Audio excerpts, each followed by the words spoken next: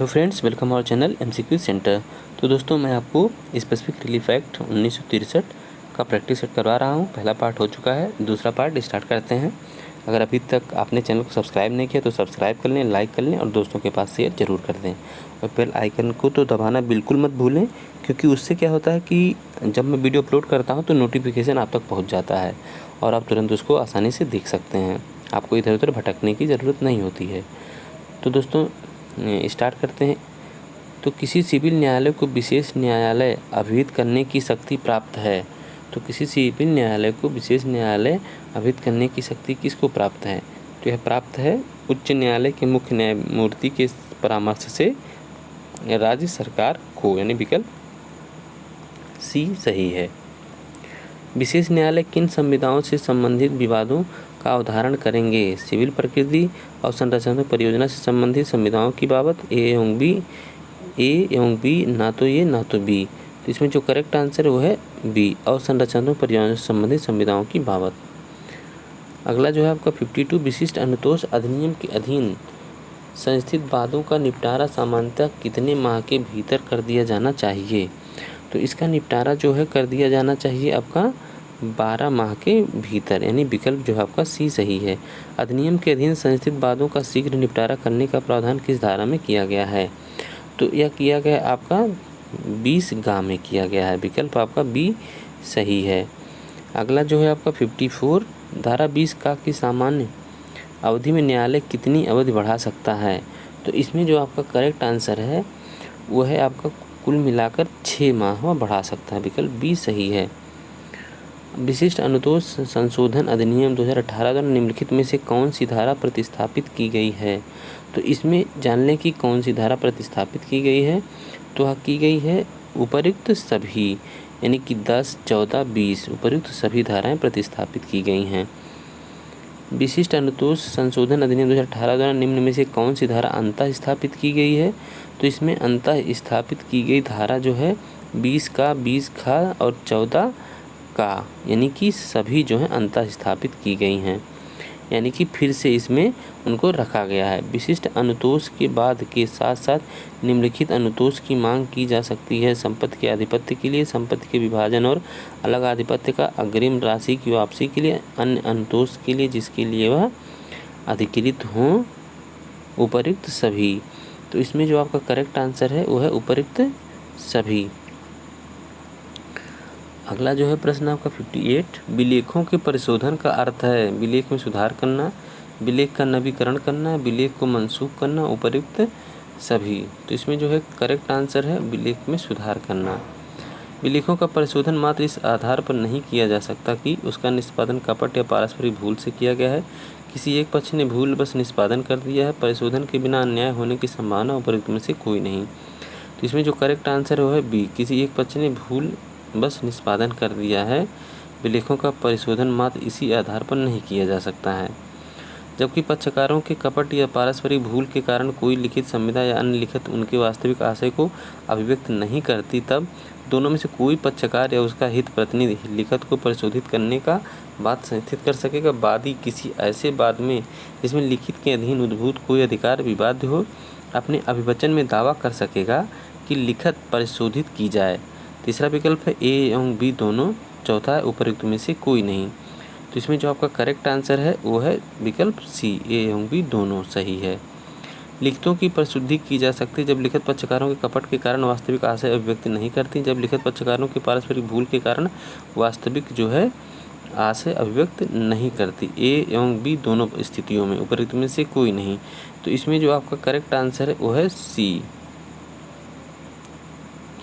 अगला जो है लिखितों की परिशुद्धि हेतु वाद लाया जा सकता है धारा 26 के अंतर्गत, धारा 27 के अंतर्गत, धारा 28 के अंतर्गत, धारा 31 के अंतर्गत। तो इसमें करेक्ट आंसर है आपका धारा 26 के अंतर्गत।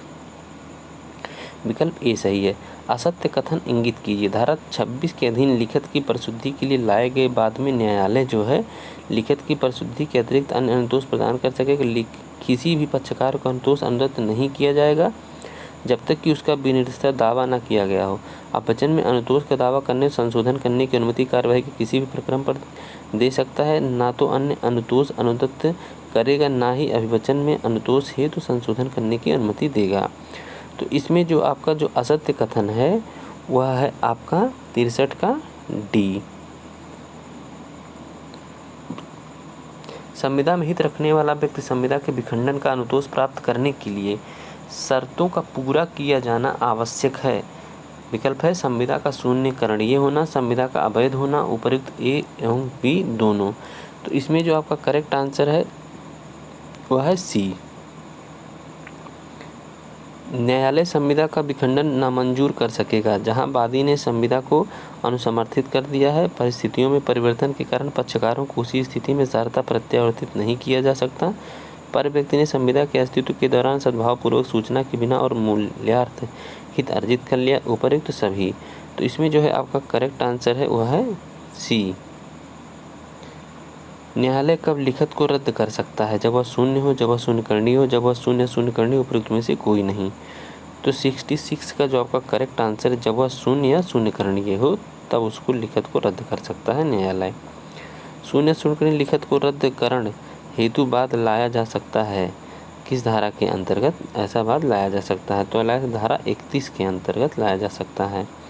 विकल्प बी सही है। यदि प्रतिवादी संविदा को शून्यकरणीय घोषित कराने हेतु बाद लाता है और वह सफल हो जाता है तो न्यायालय आदेश दे सकेगा कि वह करार के अंतर्गत जो फायदा प्राप्त किया है उसको दूसरे पक्षकार को वापस करे और दूसरे पक्षकार को प्रतिकर दे। यदि लिखत शून्यकरणीय है, ए एवं बी दोनों संविदा करने में अक्षम होने के कारण संविदा शून्य है, इसलिए प्रतिकर या फायदा वापस करने का आदेश नहीं देगा।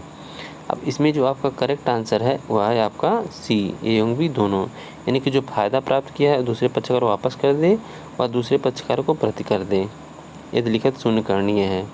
ठीक। न्यायालय किस धारा के अंतर्गत किसी व्यक्ति के परिस्थिति या अधिकार की घोषणा कर सकता है?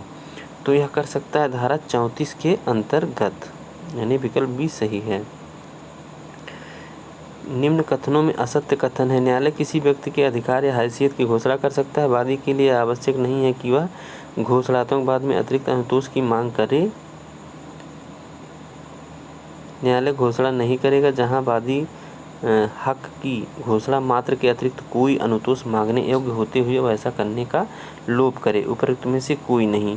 तो इसमें जो आपका करेक्ट आंसर है वह है आपका डी, यानी कि कोई भी असत्य नहीं है। ठीक।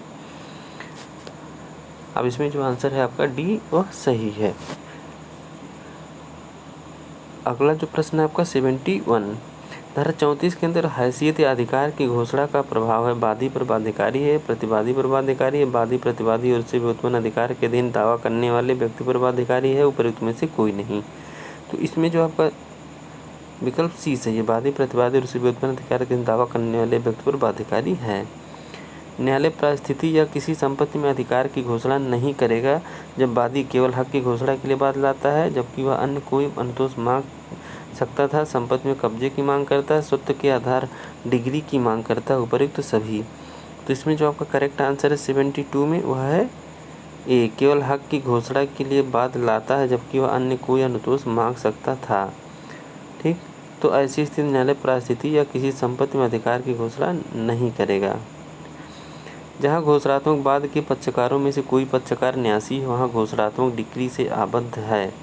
न्यासी वह व्यक्ति जिनके लिए ऐसा पक्षकार न्यासी होते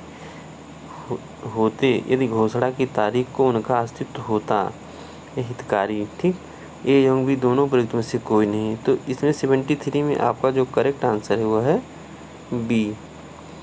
अस्थायी व्यादेश विनियमित होता है सिविल प्रक्रिया संहिता के द्वारा, विशिष्ट अनुतोष अधिनिर्णय द्वारा, उपयुक्त ए एवं बी दोनों द्वारा, उपयुक्त में से कोई नहीं। तो इसमें जो करेक्ट आंसर है वो है आपका ए, सिविल प्रक्रिया संहिता द्वारा। अस्थायी व्यादेश बाद के अंतिम निस्तारण तक या निर्दिष्ट समय तक बना रहता है, हमेशा के लिए जारी किया जाता है, केवल साक्ष्य पेश होने तक बना रहता है, उपयुक्त सभी। तो इसमें जो आपका 75 का जो है आंसर जो है आपका ए सही है। बाद के अंतिम निस्तारण तक या विनिर्दिष्ट समय तक बना रहता है। अस्थायी व्यादेश के लिए क्या साबित किया जाना आवश्यक है? अपूर्णीय क्षति, सुविधा का संतुलन, प्रथम दृष्टया मामला, उपयुक्त सभी। तो इसमें जो है आपका करेक्ट आंसर है उपयुक्त सभी।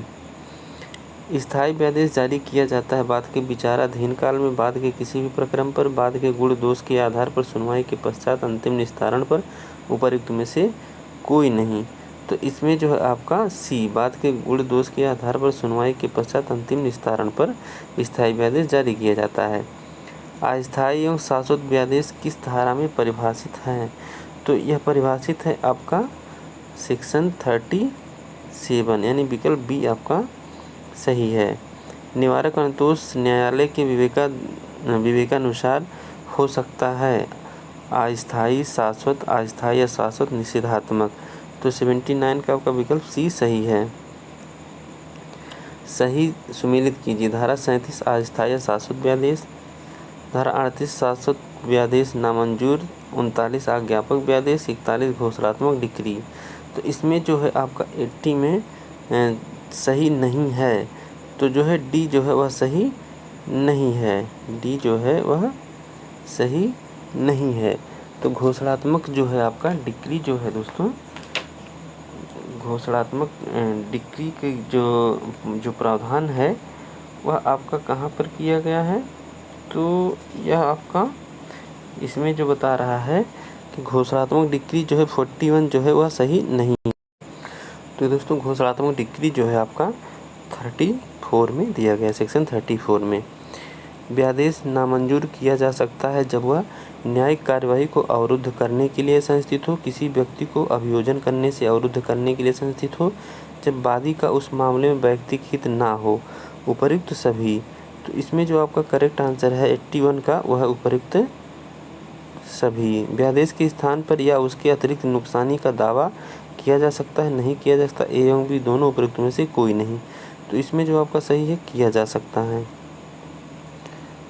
यानी कि व्यादेश के स्थान पर या उसके अतिरिक्त नुकसानी का दावा किया जा सकता है।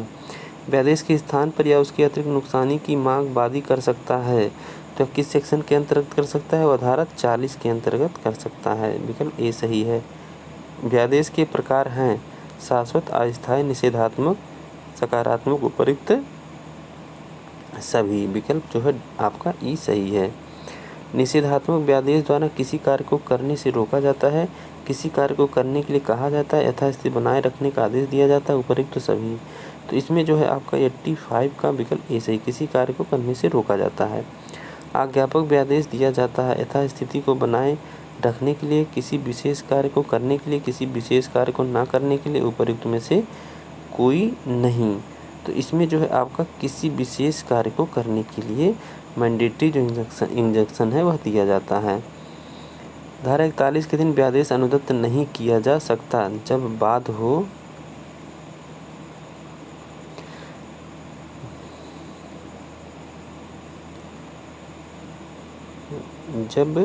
हो, ऐसी संविदा का भंग निवारित करने को जिसका विनिर्देश पालन परिवर्तनीय नहीं है, किसी कार्यकारी को किसी कार्यवाही को संस्थित करने से रोकने के लिए, किसी आपराधिक कार्यवाही को रोकने हेतु उपर्युक्त सभी।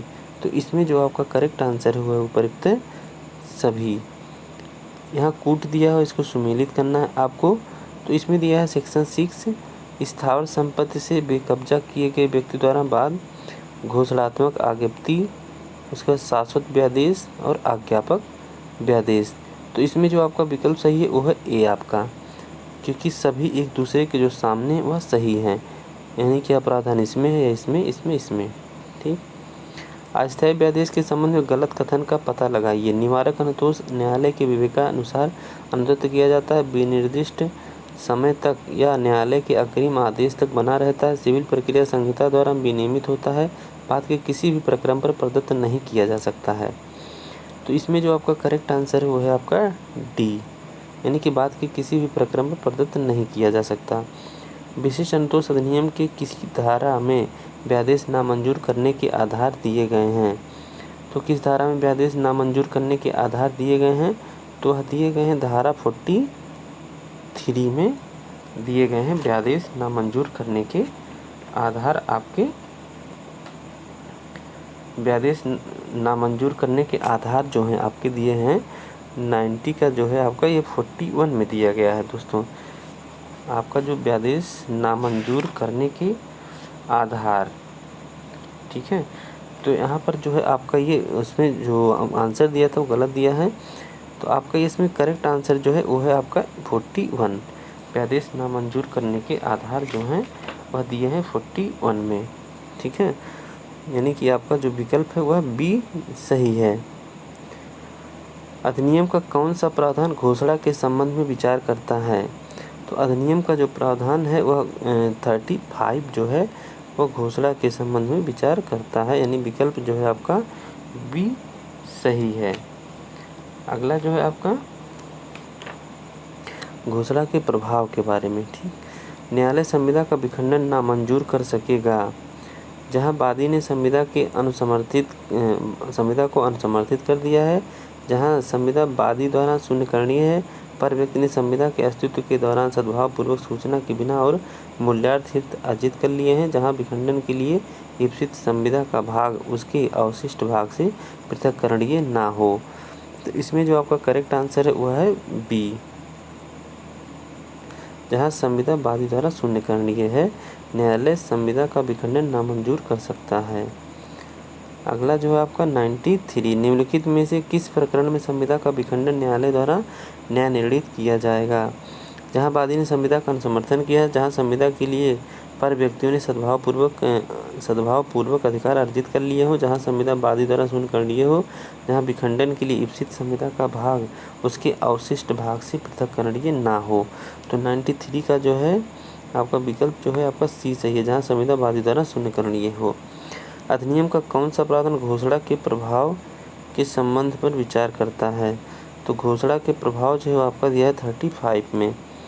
निम्नलिखित में से कौन सी धारा 8 की प्रयोज्यता के लिए आवश्यक नहीं है? प्रतिवादी संपत्ति का स्वामी होना चाहिए, वस्तु जो है जंगम संपत्ति होना चाहिए, और उसके बाद वादी वस्तु के तुरंत आधिपत्य का हकदार होना चाहिए, वस्तु प्रतिवादी के आधिपत्य नियंत्रण में होना चाहिए। तो इसमें जो आपका करेक्ट आंसर है वो है आपका ए, प्रतिवादी संपत्ति का स्वामी होना चाहिए। निम्नलिखित में से किस प्रकरण में न्यायालय लिखत की परिशुद्धि के लिए आदेश नहीं दे सकता? जहां लिखत कपट द्वारा उसका वास्तविक आशय अभिव्यक्त न करे, जहां लिखत परस्पर भूल द्वारा उसका वास्तविक आशय अभिव्यक्त न करे, जहां वह किसी कंपनी का संगम अनुच्छेद हो, जहां लिखित की परिशुद्धि पर व्यक्तियों द्वारा सद्भावपूर्वक एवं मूल्यार्थ अर्जित अधिकारों पर प्रतिकूल प्रभाव नहीं डालती हो। तो 96 का जो आपका विकल्प सही है वह है आपका ए, जहां लिखित कपट द्वारा उसका वास्तविक आशय अभिव्यक्त ना करे। अब आता है क्वेश्चन नंबर आपका 97, विधि के समय के अनुक्रम से अन्यथा उसका सम्मति के बिना स्थावर संपत्ति से बेकब्जा किए गए व्यक्ति द्वारा कोई वाद संस्थित नहीं किया जा सकेगा। सरकार के विरुद्ध बेकब्जा किए जाने की तारीख से 3 मास के अवसान के पश्चात यदि वाद उससे व्युत्पन्न अधिकार द्वारा कब्जा करने वाले व्यक्ति द्वारा संस्थापित किया गया हो, यदि वाद ऐसी संपत्ति पर अपना हक स्थापित करने के लिए और कब्जे की पुनः प्राप्ति के लिए संस्थापित किया गया हो। तो 97 में जो है आपका करेक्ट आंसर है वह है आपका बी, बेकब्जा किए जाने की तारीख से 3 मास के अवसान के पश्चात। तो दोस्तों आपका एक प्रश्न और, तो इसमें क्वेश्चन में दोस्तों एक आंसर गलत है आपका, आंसर इसमें ए सही है। ठीक है, बी वाला आपका आंसर ये गलत है। यहाँ 3 माह की जगह पर 6 माह होना चाहिए। 6 माह के अवसान के पश्चात वह वाद संस्थित नहीं करेगा। ठीक, सरकार के विरुद्ध किसी भी परिस्थिति में जो है वाद संस्थापित नहीं किया जा सकेगा। ठीक, अगला है आपका 98, जबकि प्रतिवादी वादी के संपत्ति के अधिकार का उपभोग पर आक्रमण करे या आक्रमण की धमकी दे, निम्नलिखित में से किस दशा में न्यायालय शाश्वत व्यादेश अनुदत्त नहीं करेगा? जहाँ की प्रतिवादी वादी का अभिकर्ता हो, जहाँ की धन के रूप में प्रतिकर यथायोग अनुतोष न पहुँचाता हो, जहाँ वह न्यायिक कार्यवाहियों के बाहुल्य को निवारित करने के लिए आवश्यक हो, जहाँ की वादी को कारित वास्तविक नुकसान का अभिनिश्चय करने के लिए कोई मानक विद्यमान ना हो। तो इसमें जो आपका करेक्ट आंसर है वो दिया है आपका बी। दोस्तों ये ला फाइटर का ही प्रश्न है। अब जो आंसर उसमें दिया था दोस्तों मैंने वही आंसर बता दिया, 1-2 आंसर मैंने उसमें करेक्ट करवाया है क्योंकि इतना टाइम नहीं है अभी फ़िलहाल, क्योंकि एग्ज़ाम पास में है तो एक क्वेश्चन में मिला नहीं पाया हूँ, लेकिन उम्मीद है कि आंसर सही है। दोस्तों आज के लिए इतना है इस सेट में, आगे मिलते हैं अगले सेट में। नमस्कार, धन्यवाद।